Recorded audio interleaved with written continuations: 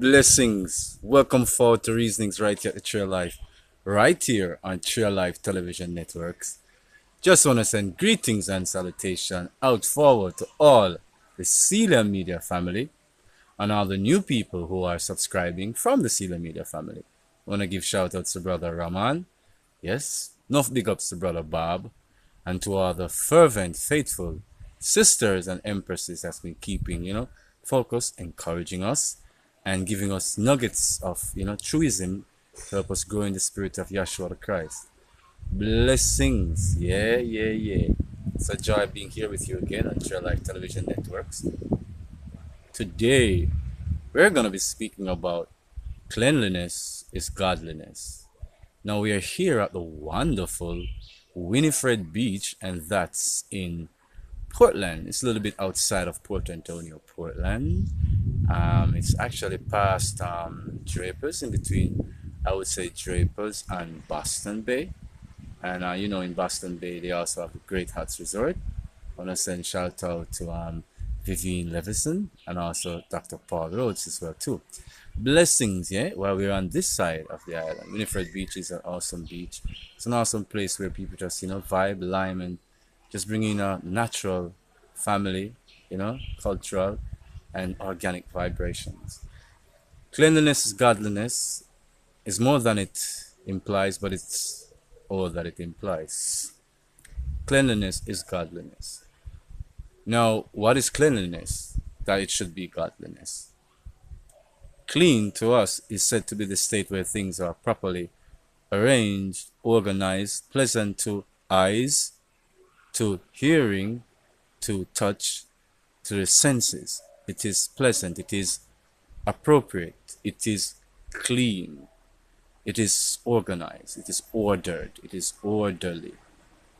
And as such, when we examine cleanliness as it pertains to being godliness, there is an ordered way in which the Spirit of God is manifested in the life of individuals in this world. Now that cleanliness, which is godliness, is more than just keeping your material environments clean, your cities clean.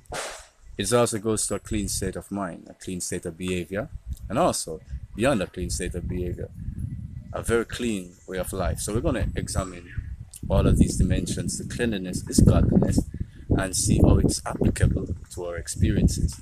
Now, when I was growing up, I still do, right, in the mountains in Kingston, the Blue Mountains.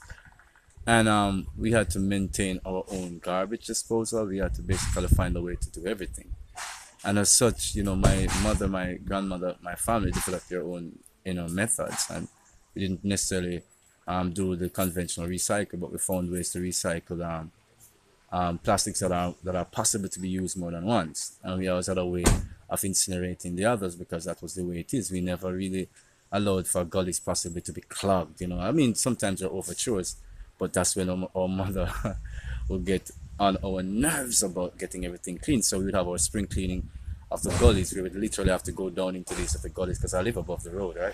So sometimes if anything would spill over down there, we'd have to go there and get these bags, these containers, and we'd have to go and pick up all these little things that we allowed to slip, below the house into these little gullies, and then, burn them. So she always would say, that's a state of how you are as a person. If you allow it to be like that, that is how your experience is going to be. It's going to be cluttered, it's going to be filthy, it's going to be unpleasant. So she always says, do you want to bring people into an unpleasant environment? Do you want to live in an unpleasant environment? So though it was a natural socialization, it was also a spiritual socialization, because she had actually learned this not just from her grandmother, but also from religious edict that cleanliness is godliness, that there is a correlation between how clean one's environment is unto the presence of the Most High. Further on, she would say, the angels don't come around when the place isn't clean. So we understood in the physical plane, first of all. I understood, we as in my family, my sisters and myself, my brothers, we understood in the situation, in the circumstances, that the environment had to be clean, and each of us had a regime of keeping the environment clean. Sometimes I would recount many stories I would tell to my girlfriends. I would say to them, remember where, because we were so agrarian, and I know I dated like a lot of the middle and upper class women, so they were always like, shocked to see the environment. But I would say to them, you don't even know how much work I had to put in to keep this place like looking presentable, because I knew of higher aesthetic because my stepfather, we grew up also in King's House, right? So we grew up in the aesthetic and we lived in the simple, right? So I knew both. So that's why we were dating all those girls, because we were familiar, right? So it's like I took a pride in it because my mother had instilled the pride with a little force at times, and I will go further because I want to lay a very strong grounding for my argument, and it's rooted in my personal experience, right? So at age 10, and I think it's been a tradition, we all have to be able to cook for the family at age 10. We all have to be able to wash our own clothes at age 10.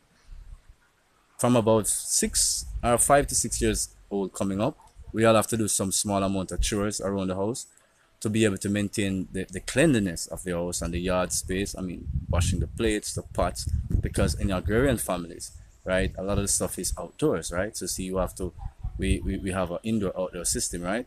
We have kitchens sometimes and out houses, right? We have upgraded and updated, but that was our tradition growing up, right? And as such, when we were doing these things, we had to maintain these things. I learned to from a very, very early age, right? It was a inculcation, socialization. That, like I said, I was always Mr. Cleanly, because when I when I went to school, I would always be the one cleaning the classrooms. And my mother sometimes would be like, Jerome, why are you cleaning the classrooms? I'm like, well, they were dirty, so because they were dirty, I felt, well, they needed to be cleaned. But I know in some society people would say that that's why they got a janitor. But the very essence of it is we were a part of the use of it, right? And we benefited from the use of our classrooms. So therefore, to me, it felt natural to want to keep your classroom clean. So the cleanliness in terms of the physical environment also rubbed off in terms of cleanliness in terms of physical, because I'm doing it in layers. The physical, like being clean in terms of your clothes, hygiene, right? That's another part of cleanliness, because then if the environment is clean, right, the very next thing after a clean environment is a clean physical body. So showers, as cold as our environment is in the mountains, right? My mother would be like, we had to take showers at 5 o'clock in the morning, right? It was like, trust me, Blue Mountains, if anybody traveled to Blue Mountains, you want to know how cold the water in Blue Mountain is. You might think Aspen is cold, but it has snow. Just remember that. So Blue Mountain is cold, ain't got no snow, right? Rarely anyway, but it got the fog and the mist. So we had to get up very early to take care of our physical hygiene and how we look physically, right? We always had to be presentable. We always had to be neat. My parents always, especially my mother, instilled that presentation. I was always called Mr. Neat, because one of the thing about it was just a family tradition. You had to be clean. It wasn't about what the clothes cost. It wasn't about a brand mentality, right? It wasn't about we had the latest brand. It's like, no, your clothes, your shoes is clean. And I know many Jamaican parents, this is the reality.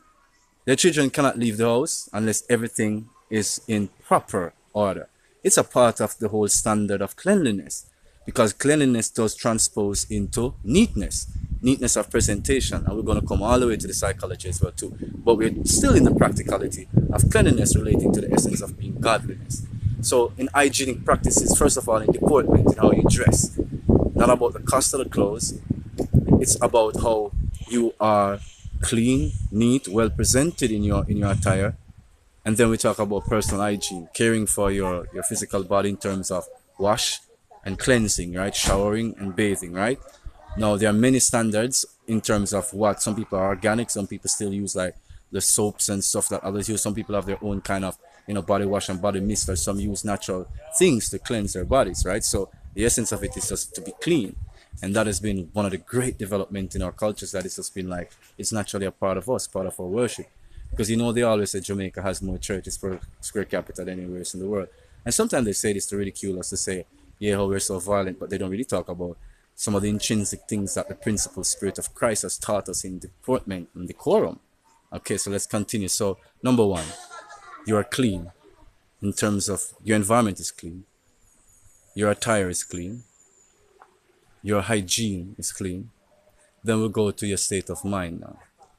With clean environment, clean deportment, clean hygiene, then you have the possibility of the clean state of mind, the clean state of being ordered, being responsible, having things flow in a specific manner towards correlation. That when you clean the physical environment, right, you not only just wipe things down, and if it's constant, it really doesn't get so dirty. It really gets very dirty when you don't do it constantly. So if you constantly clean, it's just a maintenance of your physical and your environmental field, right? This one is physical, one is vibrational, right? So you clean the physical and you also clean the vibrational. So you clean the physical by removing the disorderly things, the things that do not correlate in the energy, the things that's piling up bad vibration, bad energy. You remove that. You clean that out of the physical environment. You remove your waste material, garbage, things that's not necessary. Just like how you dispose waste from the physical body and then remove it away from your living environment. That hygienic, cleanly practice, which might seem simple to some, but for many generations, many nations of the earth, and I won't say anything to embarrass anyone, he did not know about the pure, natural, hygienic ways of taking care of their physical waste and being able to remove it from their living environment. That's another video. So when the physical environment is cleansed and vibrates at a different frequency, and then you are in the alignment in your deportment and your hygiene, then your state of mind is in a harmonious state. And then from this harmonious state of mind, you then to begin now to live a life that is more clean. You will have clean, orderly cities. You won't be disorganized because clean air, clean breathing leads to higher thought frequencies. It's just a part of the experience of being on a higher vibration. When things are cleansed and in a very positive state, people vibrate differently. The aura, the energy is different. It's a constant correlation between a clean environment, a very clean deportment, very clean hygiene, and a very healthy, clean state of mind, ordered, functional, where things go in a pattern that is wholesome, that is beneficial to all, that your environment vibrates at a certain frequency. If it's not clogged with the litter or the garbage, just like the garbage mentalities cause us to crave for these things that pervert the course of our lives. So the naturally God and cleanliness being in alignment. Godliness, cleanliness, godliness, because he is clean. He vibrates at the highest frequency of all. Many are not even worthy to be in his presence. That's so highly he vibrates. So this clean, divine being in all of its essence, replete with all of its magnificence, emanating into the life and the experience of its creation, has demanded, expressed of itself, the desire in us to be clean as it is clean, as he is clean, as the most divine nature is clean. We should also be clean. A clean environment reverberates the presence of the Most High. This is indeed his handiwork, and we shouldn't allow our human endeavors to distort, confuse, and to downright clog the natural world. That would be the suffocation of our lives. The clogging of the oceans, the mass amount of toxic monoxins in the environment, in the air, the heavy lead content in a lot of this factory exhaust, that's unclean living. There's a lot of unclean processes of producing human products and services. There's lots of unclean ways of disposing of human waste in mass cities, mass living environment, mass residential areas that are conflicting with the natural flow, the natural law. Things that are built out of harmony, out of alignment, those things all come under cleanliness. When people know the environment and respect the ecology, the way in which the topography shows you how things are. And if you try to change the topography, you change the very ecology of an environment, of an area. And when you reduce it and you make it out of sync with nature, you make the life very tumultuous for not only the living creatures in the environment, but after a while, this harmony will come over, will come over into the human life. This is something we cannot take for granted. It is something that is very, very serious. So even as how we postulate our rights as nation states, as individuals to have choices, we also should litigate laws on how to dispose of all this garbage. People should be held account for all these toxic waste. Where will it go? How long will it take to break down? These unclean patterns of our lives are putting us away from godliness. It has a complete correlation with our lives. This is not just some philosophical religious notion. And this is what I think is happening in people's realities. I think when people hear religious people speak of things, they get caught up in their disbelief in religious notions or religious facts that they don't want to correlate what is true. What is truthful here is that we are choking the planet, hence reducing the life expectancy of millions of children, infant mortality as a result of unclean rivers, unclean living spaces, and literally unclean food, not just in terms of a natural catastrophe, but in terms of a willing human catastrophe to toxify the foods. And these biochemical plants that spew these toxic things into the river, these sulfur high residue runoffs into rivers, into streams, and all these statements they make about how healthy and how clean it is, when thousands upon thousands, into the millions of people suffer from all manner of respiratory, cardiopulmonary, and all manner of degenerative diseases, skin rashes, and such as a result of all these monoxins and toxins that are being deposited in the air from these factories that build the products that support the services of your high-end living. So many people I know, when I was saying cleanliness is godliness, I know you're like, here goes another religious argument. But I do religious arguments, and I have the brevity within my spirit to be able to look at an argument, even in context where sometimes my own faith and my own understanding there is growing, but I'm not Mr. Super Expert here, or we are expert on our own experiences. So I put out a video recently on Share Life and Sila Media, Yeshua, Jesus is God, and I can see a complex amount of responses. Now, this to me doesn't scare me, shame me, or feel anyway perturbed by it.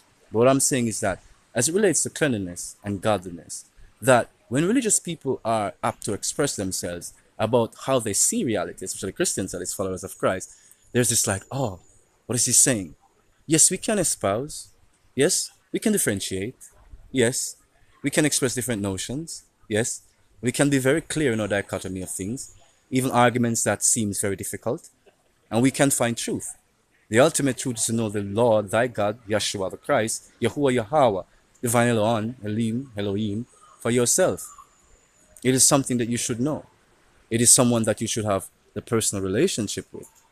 But on the path to understanding that, there's been a template, a code, an outstanding bucket list of requirements that are aligned all under a certain way of thinking and being. Now, cleanliness is an order deportment in the spirit. It is divine in nature. It helps to keep the presence of the Most High in nature, in your physical environment, as well as in your biological environments. And then we're going to go into your moral and spiritual environment now.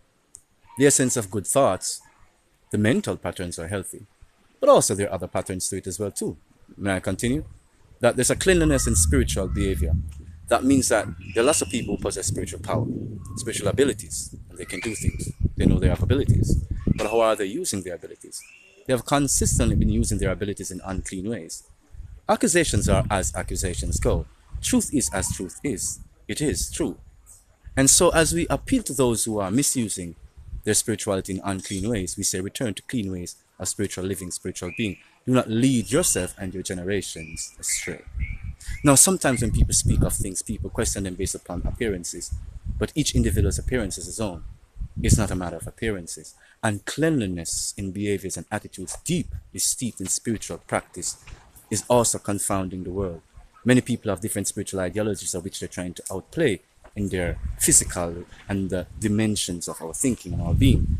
And they're paying for this because some are wealthy, some have positions, some have abilities. And these abilities afford them this actuality of feeling that they are having a right to be able to express and do such unclean things and say because of their awareness it is okay. So there's a lot of unclean philosophies that are purported by spiritual beings. Some of us have made mistakes in the past. This is not about a judgment on mistakes. This is a judgment upon a constancy of uncleanliness. When one becomes aware, when one becomes awakened, one alters one's behavior. One begins to see the error of one's ways. The Most High is true. It cannot be mocked. Cleanliness is godliness. Cleaning up the philosophical viewpoints you have will do you a lot of good and no harm. It will bring balance into your experience. It will bring balance into your existence. A clean environment, a clean state of mind, a clean spiritual existence is healthy. It is wholesome. It is beneficial on all planes, on all levels. It qualifies as a great way of life. And we can sit and we can delve deep into our examination of such truths. You can tell me, how is it you feel when you're living in a space, may it be small, may it be big, and everything is cluttered?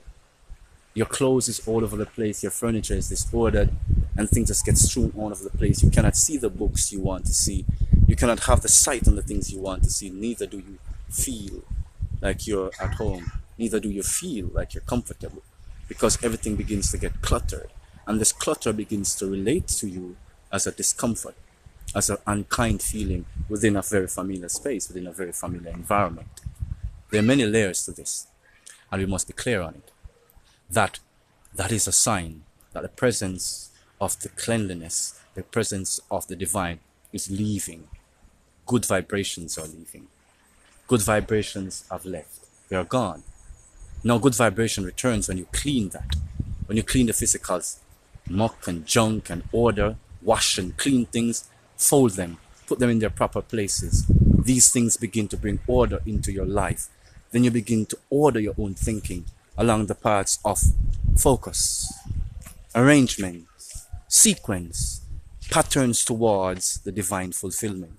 This cleanliness of spirit begins to become replete in your existence. You are now qualified by truth, by nature, to live this clean life and this clean existence. It is wholesome in your behavior. The divine will visit you. You'll have divine presence. You'll have right communication with people, because there's no disrespect, because it's a clean and ordered way of things. We don't have to agree on all things, but what is seen and evident is evident to all, irregardless of belief systems. This is not about judgment. This is not about religious promotion or spiritual promotion. Cleanliness is godliness. An ordered, clean, divine environment, divine deportment, clean, divine, hygienic state of being, clean, divine, clear states of mind, clean, divine, clear states of spirituality, divine ethics, a moral edict, a moral understanding, a divine policy towards clarity, keeping your cities clean, taking responsibility for the kind of products and services you allow in your society, that the moral decorum of your society does not go down. We do not defer our true nature to some confused state of mind. We are holy, righteous people because our most divine creator is righteous. And as a royal people, a royal priesthood, a holy diadem, we are called to be special, unique amongst people, to be divine in all nature, to be replete in the continuous nature of the presence of the Most High. Through Yahshua the Christ, we are brought full circle to the cleanliness of spirit, the cleanliness of divine convocation, the cleanliness of divine supplication, the cleanliness of divine worship, the cleanliness of divine presence. It is wholesome. It is complete in all its nature. We are called to a high experience. We are called to a high standard.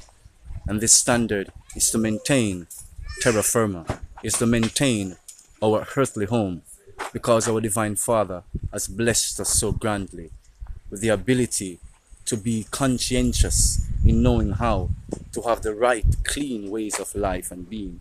We must address these toxic ways of living. We must address these toxic life forms we have taken onto. These unnatural patterns of living that is unclean beyond nature. There's no way the Most High is present. The presence of the divine is being challenged so much that we are suffering, we're splintering into our own minds. And as such, the junk and the garbage is filling our lives. We have become garbage mongers of modern culture and modern civilization. And this junk and this waste of unnecessity is piling up the landfills, which you call landfills, but are spaces that should be here, should be there, farming, producing crops, producing food for the people. And many societies have become these toxic dump heaps of the bigger society, while postmodernism and all manner of intellectual postulations supplant the truth that we are straying away from anything that is godly, but also that is functional and ethical. And it's so strange, a lot of the people who are still calling for this ethics is still followers of Christ. It seems to me a lot of people, by whatever default, is falling into the unclean life and are finding it too enticing sometimes to depart from it. Like we say, we've all been beguiled to not being clean But cleanliness is the only acceptable unto the Most High. We must be clean, and our environments must reflect this cleanliness.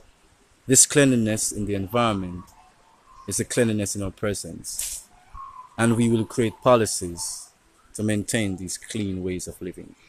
And these policies will render our societies profitable and bring great benefit to us.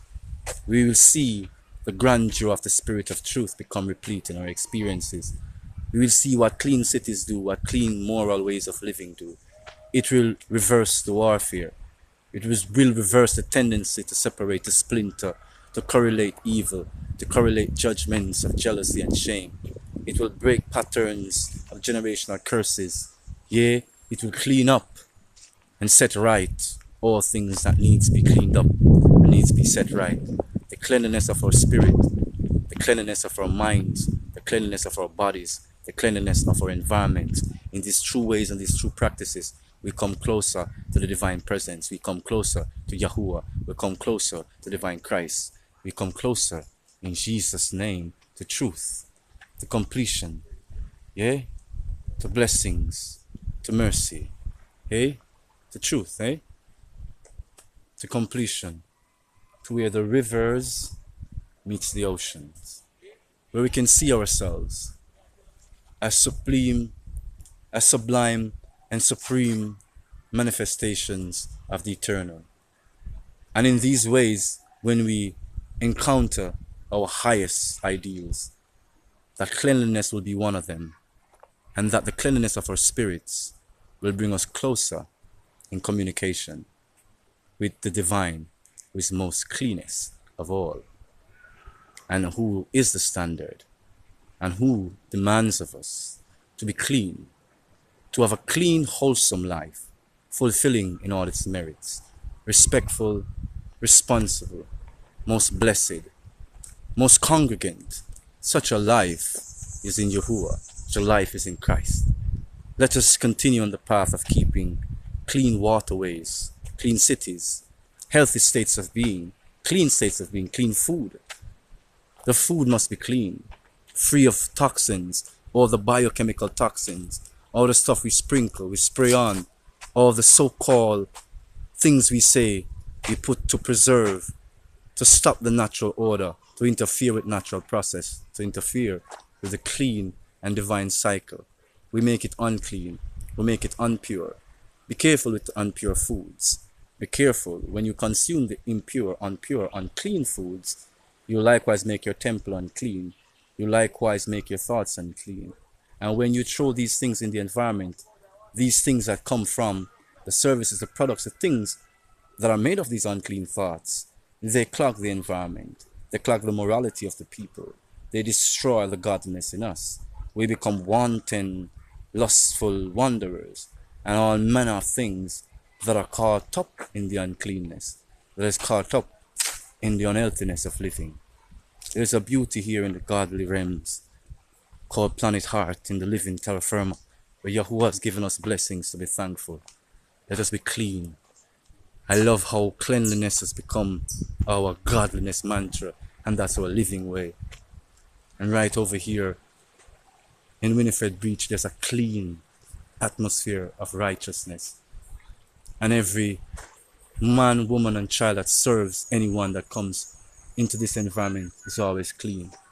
All of the vendors are always clean-spirited, clean-minded. Not everyone is perfect, but there's a standard. There's a standard for economics. There's a standard for spiritual blessing. The standard is the same. You have to make your environment presentable. You have to make your things clean and beautiful. If it's not clean and beautiful, there's no interest. So if there's no interest in the material unclean, why should there be interest in the spiritual unclean? Unclean is unclean.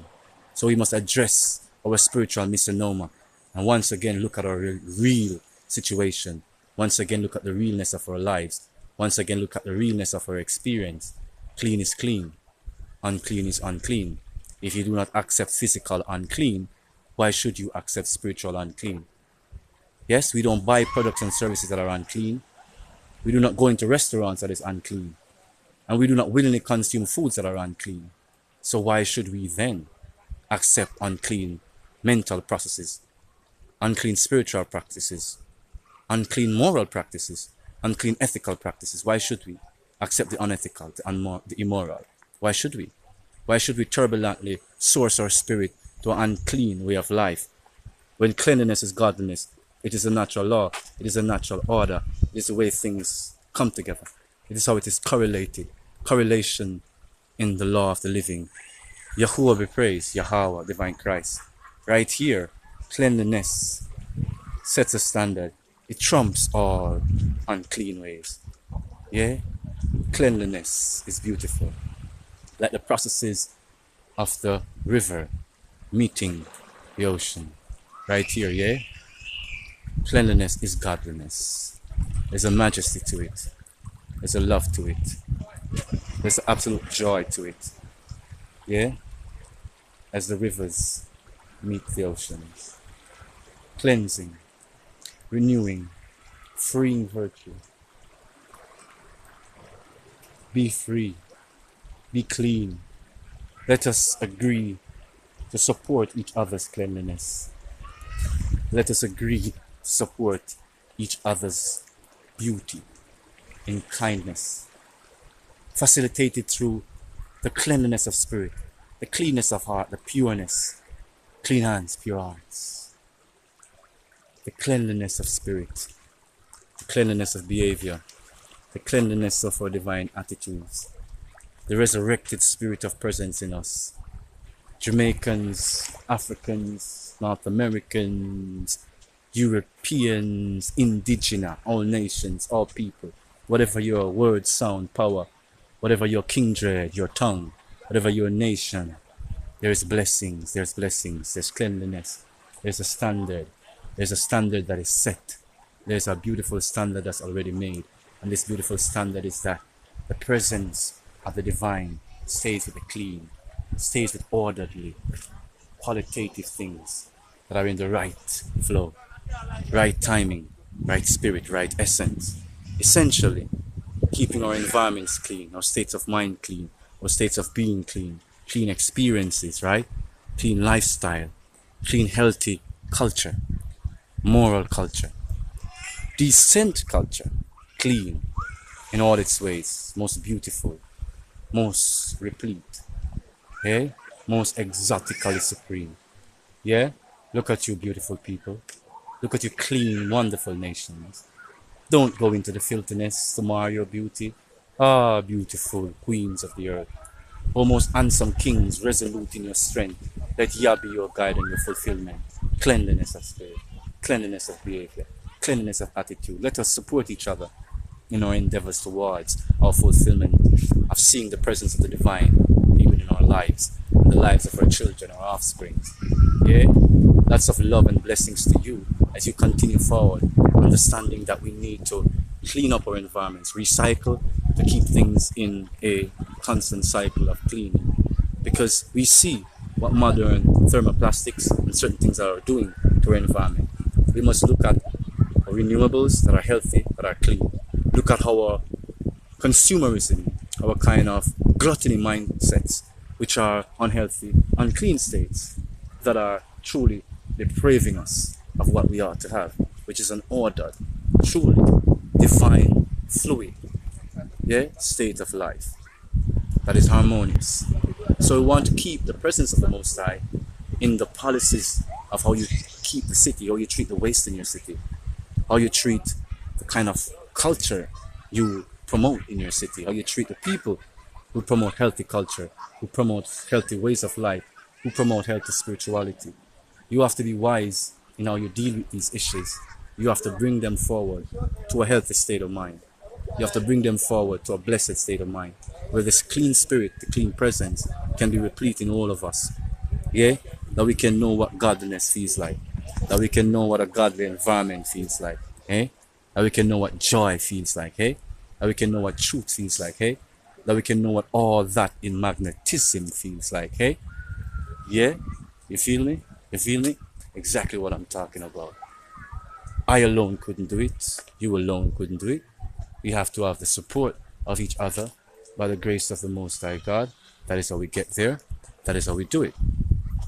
We need to know, however, that a clean state of mind, a clean physical, emotional deportment, clean living environment, maintenance of our natural and reproductive environments, disposing of our biological waste, maintaining our family communal spaces is the healthiest way to live our lives. And the beauty is, it will keep the bad vibrations away. The beauty is, it will keep the negative vibrations in alignment. It will keep the low-minded individuals in constant view of themselves, because the pattern and the standard is already set. So when you speak of righteousness, the judgment of the low-minded will be brought high so they can see, because even the most uneducated is some of the most cleanest people on earth, because they know. Sometimes the pride and pompousness of many is why they live such a filthy life and are so fearful when they hear the word of truth. So when they are confounded by this truth, let goodness be the guide. Gently ease them into understanding that their nasty ways of living, their nasty ways of thinking, has led more garbage on the street corners, have caused more filthiness, displacement, and abandonment of the young people who are born through the dishonorable, unclean sexual and immoral practices. There are lots of evidence of the unclean behaviors and the unclean lifestyles, and how it is that these broken children are left in the quagmire of filthiness. So we can talk about it all we want to let materialism lead the consciousness, and obviously filthiness is taking the world over. Don't gain the world of filthiness and lose your soul of cleanliness, your soul of godliness. And that is what is essentially the truth. So you can check it how you want to check it. Receive it how you want to receive it. Because I have already checked it the way I'm checking it. And I'm already growing with it the way I'm growing with it. And I'm learning with it the way I'm learning with it. So I'm just going to go with it. And I'm going to grow with it.